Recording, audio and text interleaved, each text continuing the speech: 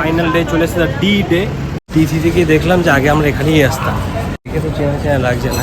Finally আমাদের সব checking faking আমাদের ইমিগ্রেশনও হয়ে গেছে। তো আমরা এখন ঢুকেছি ডিউটি ফ্রিতে। ডমিনোস থেকে খেলাম একটুখানি, খিদে পেয়ে গেছিলো, কিন্তু তাও রেস্ট দিতে পারলাম। বোর্ডিং ডান, এখন আমরা আবার এয়ারক্রাফটের দিকে যাই।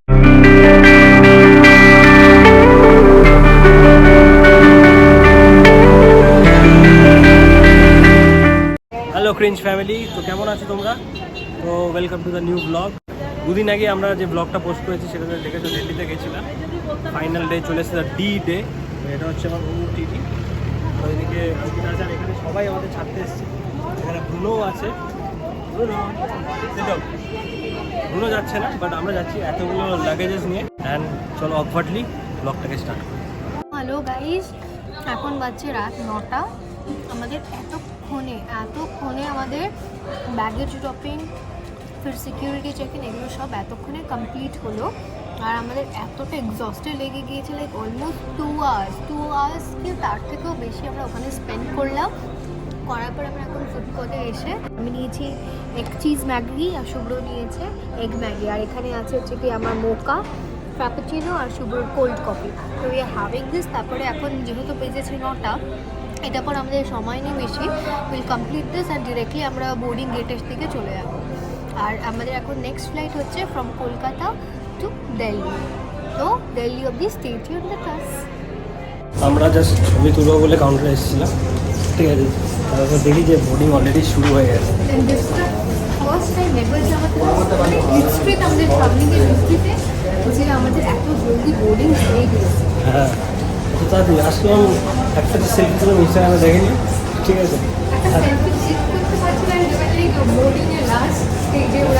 আমরা দিল্লি আছি, দিল্লি থেকে যাবো ইস্তানবুল, ইস্তানবুল থেকে বেরিয়ে আসছি।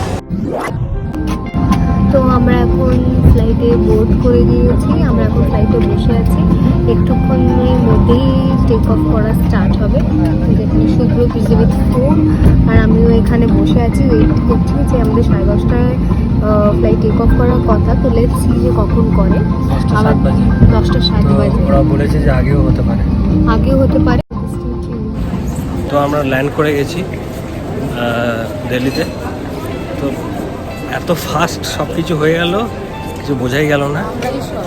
হ্যাঁ, তো আমরা এখন যাচ্ছি ইন্টারন্যাশনাল ট্রান্সফার্সে। তো ওইখানে গিয়ে আমাদের আবার কি হবে না হবে পরে দেখাবো। এখন যাই, গিয়ে একবারে সব কিছু হওয়ার পর দেখাবো। সময় এখন 1:10। তো আমরা T2 থেকে বেরিয়ে T3 দিকে যাচ্ছি। T3টা তো কোনোদিন আমি আসিনি। তুমি এসছো? আমিও T3তে কোনোদিন আসিনি। হ্যাঁ, তো এবার যাই, গিয়ে দেখি কেমন। 6 to 8 মিনিট ওয়াক দেখাচ্ছে। মেট্রো আছে নাকি, আর বাকি সার্ভিসও আছে, বাট আমরা ডাইরেক্ট যাবো। আর তারপরে অনেক কাজকর্ম আছে, সব জানাবো। চলো। ম্যাডামের এখন পায়ে ব্যথা করছে, 6 থেকে কাজেও ব্যথা করছে। 6 থেকে 7 মিনিটের ওয়াক আছে। এই যে মেট্রো আছে, আমি আছি এইদিকে। এরকম হলো যে আমরা টিসি থেকে দেখলাম যে আগে আমরা এখানেই আসতাম, প্রথমবার হয়তো ওইখানে এসেছিলাম। এটা হতো দেখে তো চেনা চেনা লাগছে না, বাট ওকে।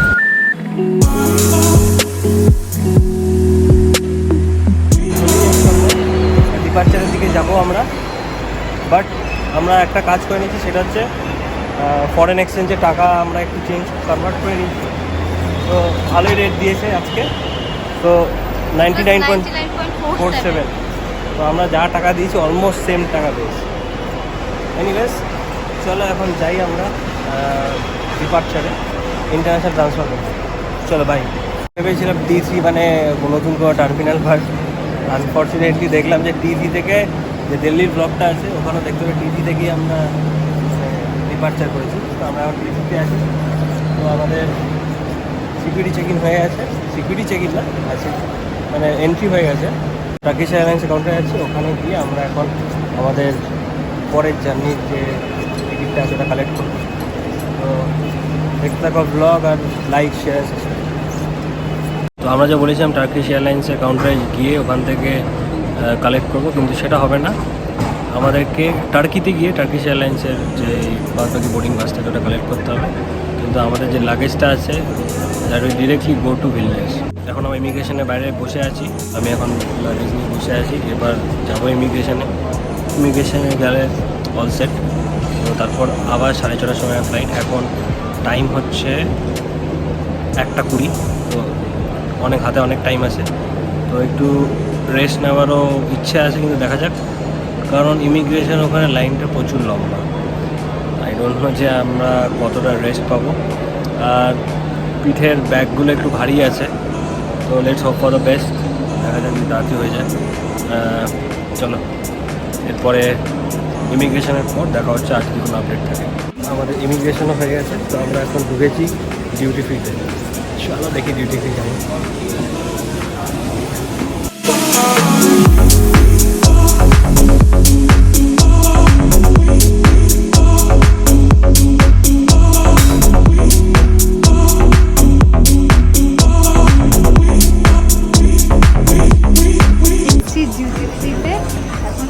করছি দেখে তো সব কিছুই মনে হচ্ছে দেবো, but I don't think so. আমাদের বাজেট আপনাকে পারমিট করলাম, বাজেট পারমিট করলে এই মানুষটা আমাকে পারমিট করছে না কিছু নেওয়ার জন্য।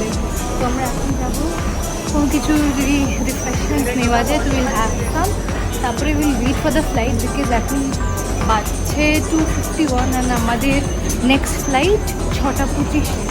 তো আমরা এখান থেকে যাবো ইস্তানবুল, অ্যাজ সেড আর্লিয়ার। তো stay tune with us and explore. আমারটা মনে হচ্ছে না একটা দামি একটা শপিং মলে চলে এসেছি আমরা একটা। হ্যাঁ, বাট এখন তার থেকে বেশি ঘুম পাচ্ছে। আমি যে এক্সপ্লোর করবো, এনজয় করবো, অবশ্যই ব্যাপারটা আসছে, কিন্তু তাও সারপ্রাইজড হয়ে যাচ্ছে ওর মধ্যে, কারণ ঘুম পাচ্ছে বলুন। তো ঘুমের কোথাও একটু রেস্ট নিয়ে will again start exploring, because আমাদের কাছে টাইম আছে, প্রচুর টাইম, নট জাস্ট টাইম, প্রচুর টাইম। সবাই এখানে ঘুমাচ্ছে, বাট আমরা বসবো আর কি করবো। তো আমি একটু রেস্ট নিয়েছিলাম, because we are dead tired, মানে আমাদের আর লেগসও। KFC-তে ফুড কোর্টে, তো KFC-তে গিয়ে এখন একটু দেখবো কি খাওয়া যায়। চলো একটু চার্জটা করতে হবে, খিদেও পেয়ে গেছে।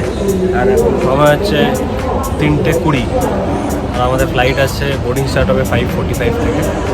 চলো যাই KFC, দেখি উপরটা কেমন, ফুড কোর্ট এরিয়া এটা।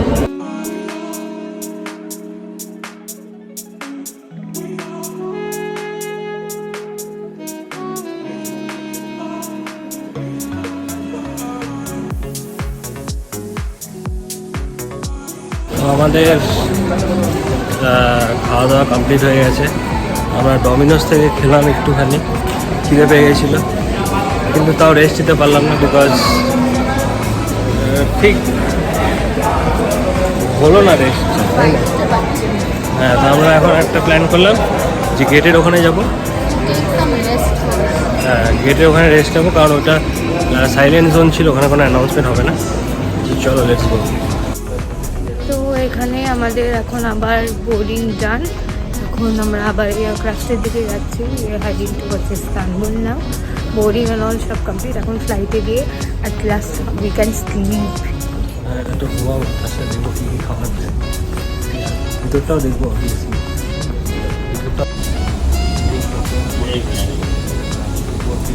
একটা, দুটো, তিনটে, চারটে ডোর, অনেক লম্বা ফ্যান। ইঞ্জিনের সাইজটা কি দেখে তো আমরা বুঝতে পারবে না, বাট প্রচুর বড় ইঞ্জিনটা। অনেকটাই